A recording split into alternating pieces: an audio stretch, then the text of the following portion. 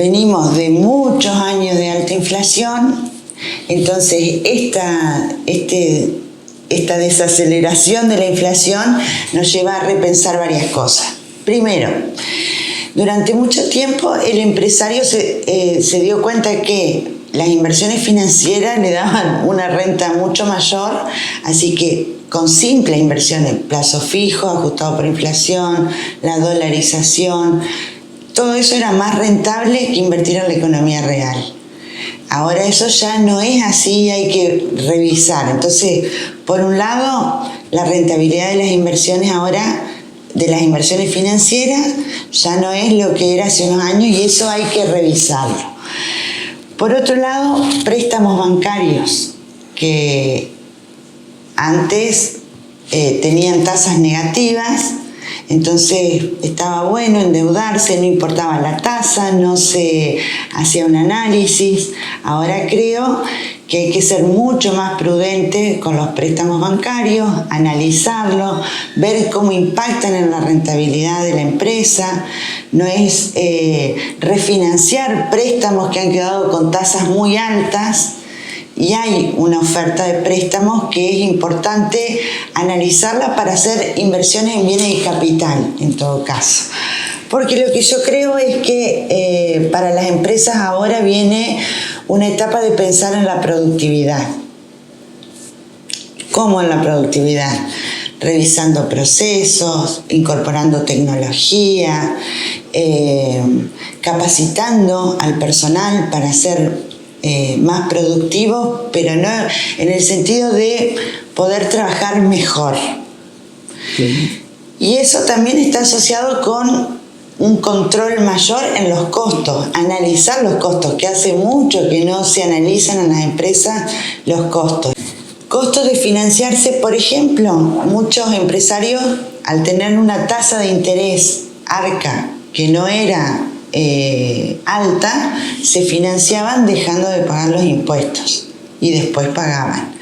Hoy por hoy la tasa de interés de ARCA es el doble que la inflación, o sea, es muy costoso dejar de pagar impuestos hoy.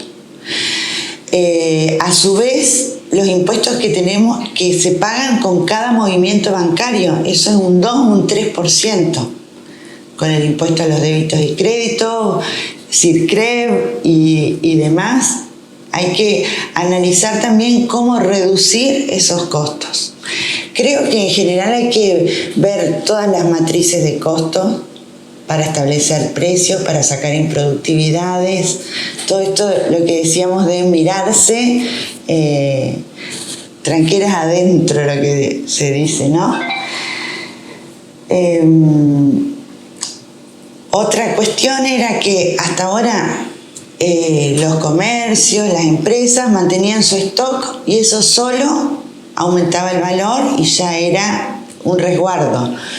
Creo que hoy esa política cambió completamente y hay que pensar cada compra, analizarla, conseguir mejores condiciones con los proveedores, pensarla.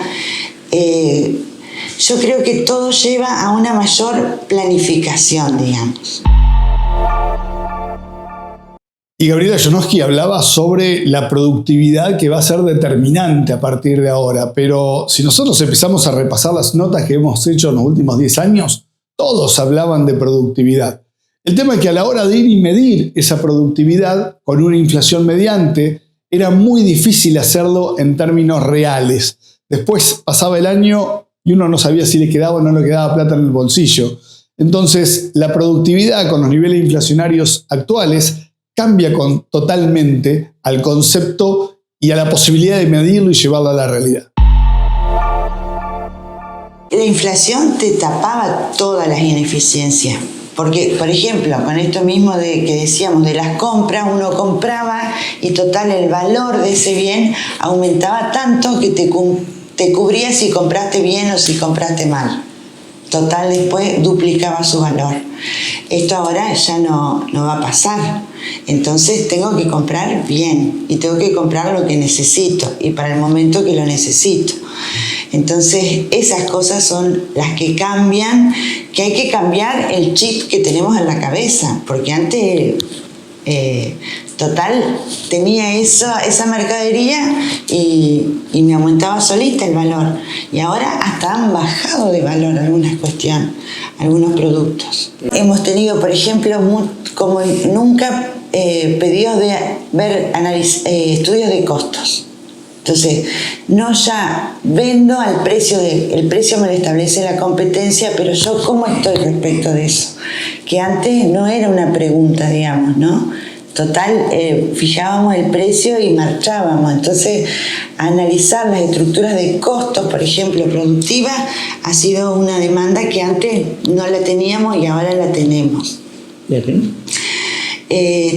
También esto de poder contar con mucha más información para la toma de decisiones.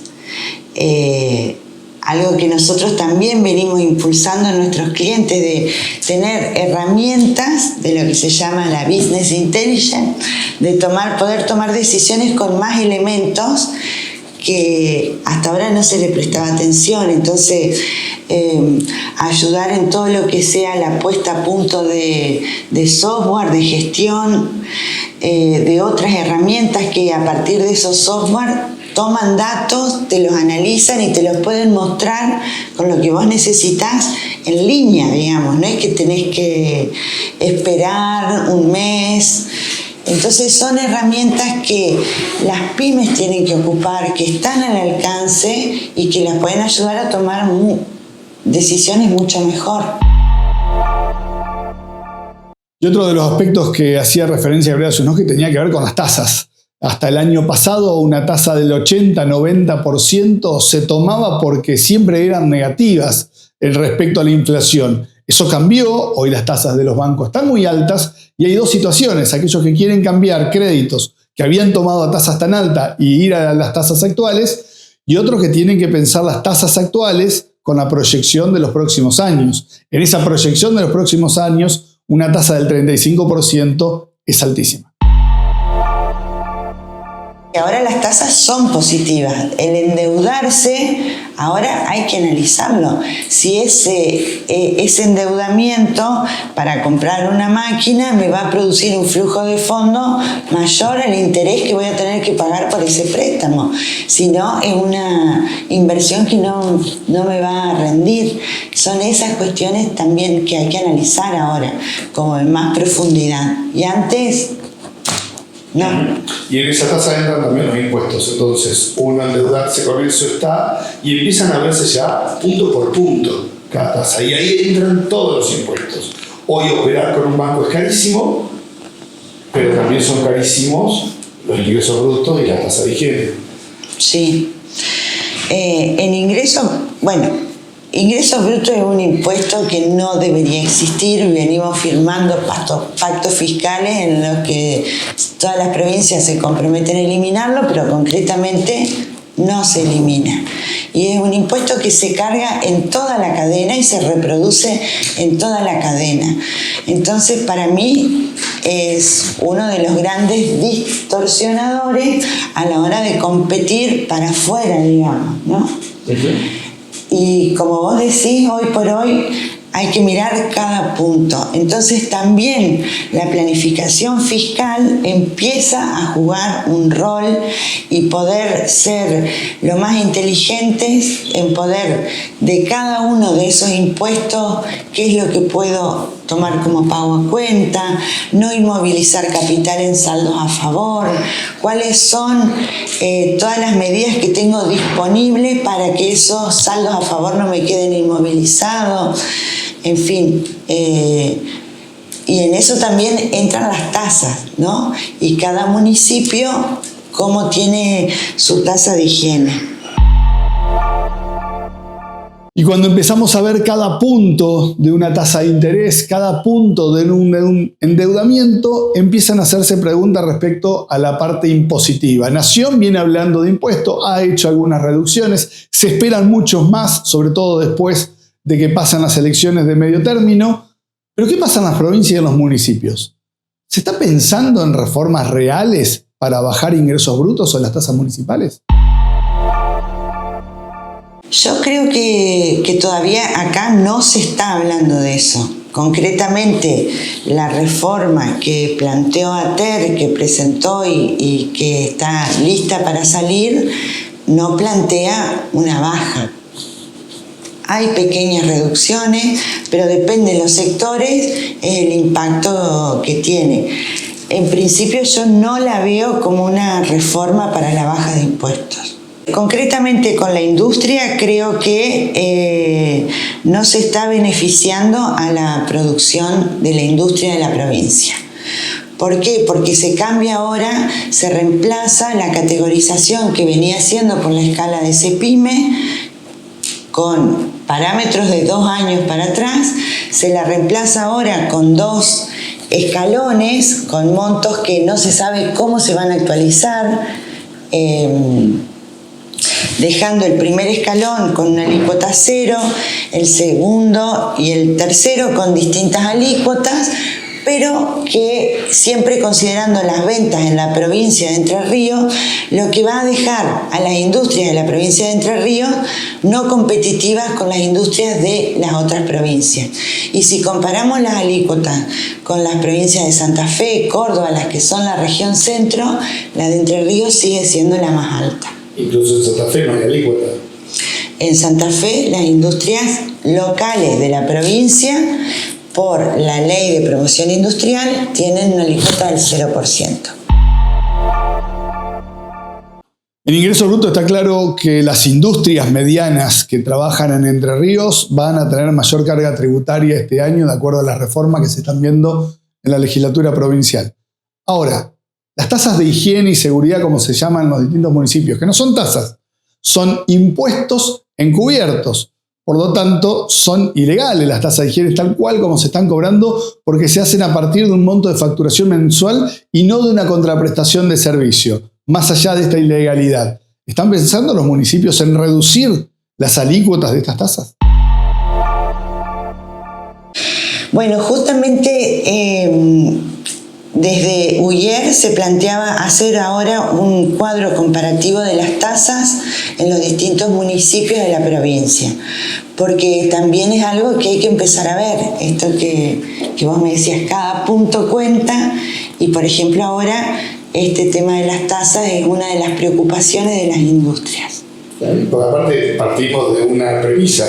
Una tasa de higiene que cobra sobre un porcentaje de facturación es totalmente ilegal. Un municipio no puede cobrar un impuesto. Exacto. Bueno, si vamos ahí a la raíz de la tasa, no tendría por qué cobrarla, porque las tasas son contraprestaciones de servicios que hace el municipio y por lo tanto ahí uno las paga. Con la tasa de higiene, la contraprestación no existe. Y va sobre el monto de facturación, no sobre otra cosa. Exacto. Y en todo esto lo que terminamos viendo es que tanto municipios como provincias, o principalmente provincias, trasladan a las empresas la responsabilidad recaudatoria. Hoy ATER prácticamente el trabajo que hace es bastante nulo, más allá de administrar algunas cuentas, no hay fiscalización. Las ciudades tienen una cantidad de propiedades que no están tributando, no hay un control catastral y siguen pagando los mismos de siempre. Por eso el 76% de la recaudación de ATER viene de ingresos brutos, que es el sector comercial. Las provincias tienen todas sus sistemas de recaudación en donde trasladan la recaudación a las empresas que los designan como agentes de retención y de percepción. Con esto se aseguran una recaudación antes del impuesto y automática, sin ningún esfuerzo. Además, penalizan si vos dejaste de actuar, incumpliste tu rol de agente de percepción o de retención. Entonces, creo que es muy difícil que las provincias salgan de ese esquema, digamos. Esa figura de agentes de retención y percepción, a nivel nacional, ¿se está hablando de eliminarse? Porque es una tarea que una empresa no tiene por qué hacer. Como te digo, todas las provincias tienen sus agentes de recaudación y no se está hablando de eliminar. en realidad todas las empresas sufren esto, padecen esto, digamos, ¿no? Y eso es lo que ha generado tantos saldos a favor en algunas jurisdicciones para aquellas que venden en todo el país.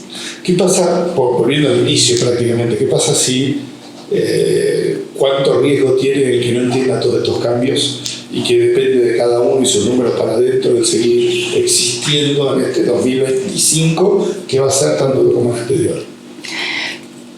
Yo creo que hay que adaptarse a estos cambios, que hay oportunidades y el que no se adapte, y hay que adaptarse rápidamente. El que no se adapte va a tener consecuencias, digamos, ¿no? Pero creo que es una oportunidad para pensar las empresas desde otra manera, con estas herramientas que te digo cada vez más profesionalizadas, y que el que no se adapte va a quedar en el camino. Hay que hacer cambios, pero cambios que me parece a mí que son desafiantes y que presentan oportunidades.